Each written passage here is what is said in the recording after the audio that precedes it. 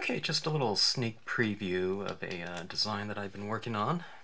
I thought I would talk about some of the different things that go into stamp design, different considerations as far as modular stamping designs. The difference between scenic stamps, most scenic stamps, and kind of spot illustration stamps is that modular stamps have to be able to interact and blend seamlessly with their sibling designs, preferably work individually, work in conjunction with other stamps, sometimes stamped repeatedly to form greater fields than, a singular image than themselves. For example, a pine tree or a group of pine trees could be grouped or stamped in multiple times to create a larger forest. And that being said, scenic stamps are often about the transitions that are happening within the design, and in particular around the perimeter of the design. There are certain things that I do in my designs to try to make them as universal as possible, which is another one of those things that has to be considered, like in a design like this one right here. There's a bank of trees in the background right there, and I'm trying to figure out if I want to have them pine trees or if I want to make them deciduous. I kind of have it sketched in there as little pine trees, but I might want to intersperse it a little bit so that it isn't kind of pinned down to any particular type of terrain. It's not going to be tropical because it's not, palm trees or something like that.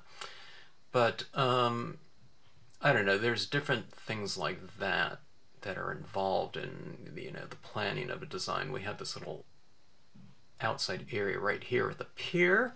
This area right here could be a separate design, but one of the things that that I consider is if I put this in here and include it, this design right here used together and printed together is going to be a lot cheaper to make, and if someone wants this, they can just stamp out that portion of it. So it makes the stamp a lot more economical for somebody. Now, if they don't want this area at all, then that's not a good purchase, or that's not a good design idea about having that, together like that. But if it is something, then they can use different portions of it. And also this little trail of this shoreline out here, this could be used just separately. So when you're designing something like this, you're looking at it as a whole, and then you're also looking at it as individual stamps within this greater whole. And if someone can use this as 3 different designs, that's going to be a lot cheaper to buy for them in the long run than 3 separate ones that they have to kind of integrate together, because you can always leave something out when you stamp something, and that's sometimes a lot more convenient than having to kind of blend it in. But that being said, you don't want to have a design so set, and finished that it doesn't leave a lot of variation for the stamper to kind of interpret and to employ into their own composition, okay? So there's other little things like this. Is this a snowy bank, or is this a bank that could be used in the springtime, okay? Now, if I had a bunch of kind of leafless trees up there, you can foliate it, with some additional inks or textures or something like that. If I didn't have a lot of textures going on in there, then it would probably read as snow, or if I put icicles on the edge of that rooftop, which would be good. I love, snowy specific designs out there, but if you make it a little bit more universal, where there's a little bit of a kind of give and take as far as what this could look like, then I have to think about, if this is stamped completely in blue tones or something like that, and if we left out a lot of color, this could be snow. But on the other hand, I can add enough texture in here where if I, stamp this out in greens and this is brown, this would not look out of place in terms of like a springtime type of terrain here. So a lot of little considerations like that. Where do I put the shadows on here, if I put a backlit moon or something down here, would those shadows, you know, translate well? Or, you know, you don't want to have like hard set shadows in here that are too much, you know, so that it would limit the type of lighting that a stamper would utilize. Now on this one right here, quite often on my cabins and things like that, I kind of do darker windows, but on this one right here I'm doing the lighter windows. Someone could always color those out, but I like to have it where if this is a nighttime type of scene, I can have some of that light showing from within the cabin, and that's always kind of making for a nice kind of cozy composition. Oh, just little types of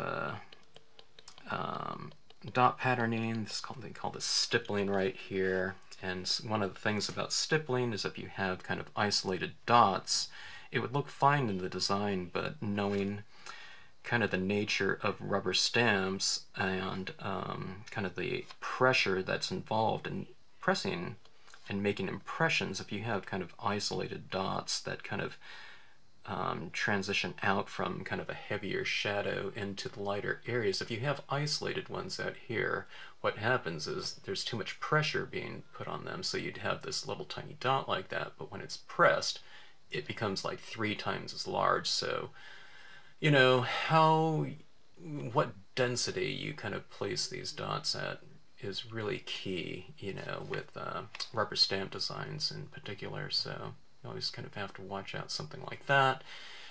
How condensed do you put the dots within the shadow areas and in the darker areas kind of plays a key part too. Although the inks these days are pretty good and you don't have to worry about blobbing, but if you have areas that are just too condensed, sometimes it can puddle up and the details. This is a fairly large design right here, but I plan on reducing it down, maybe 75% or something like that. So I'm working a lot larger on this one so I can utilize a lot of detail on here, and when it's shrunken down it'll still retain that detail within the designs, and the dots are large enough where it'll translate into a magnesium plate and then a mold and then pressed into the rubber, and from the rubber to the individual stamper where we're pressing these images into our cardstock or whatever we're stamping on. So anyway, so a lot of little considerations like that, and you try to make these as universal as possible. Like I said, the ideal design for me is one that can be used individually with their sibling designs, be dissected and used for its individual parts, or used not only with their own sibling designs from, you know, within the company, but used in conjunction with stamps from other companies and used as potential backgrounds or whatever, you know, because that really, you know, it's all about the economy of kind of space within the design, but it's also about the economy of, you know, having someone's money, you know, be extended as far as possible. So you really want to give stampers and people who invest in these stamps the most amount for their money as possible and making things as universal as possible. So I believe in that, and that's what I try to do within the designs themselves, because I'm going to be using them too. And if I can get something in a design, you know, inherent in the design itself, where I don't have to add it later using a different design altogether, then I'm going to try to get it in the design, but not, again, not having it so set that someone's going to be stuck with something, you know, that's harder to kind of remove out of a design or whatnot. And I don't know, a lot of little considerations like that, and I don't know. This design is probably about, I don't know, probably 60% done or something like that. I have to add these little textural elements in here, finish off the trees, and I also have to go and look at this little shoreline here. I kind of got rid of something that I had in here that I didn't like. And I have to think about this little area out here. I probably will leave it as is, but not quite sure yet. But anyways, kind of getting back into the design mode, and I don't know, it kind of I have to kind of activate that part of my brain and kind of get back into the I don't know, the mindset of you know, those different types of considerations. You know, I don't know. I start seeing things a little bit better, you know, as far as where to place my shadows and seeing different forms and whatnot. You know, from that's a little bit different than using the stamps. I think, I don't know. I think we use a different part of the brain for that. Maybe it's more of a right-brained activity, where this one's kind of a little bit more left-brained with the right brain in there somewhat. So a lot of analyzing and kind of figuring out how things will be used within the forms themselves, and then having to look at it in the overall. So I don't know.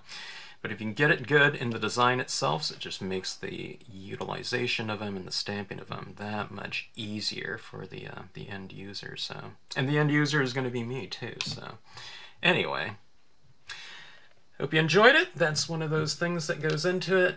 I use my trusty Rotring Rapidograph pens for the most of the pen and ink work that I do.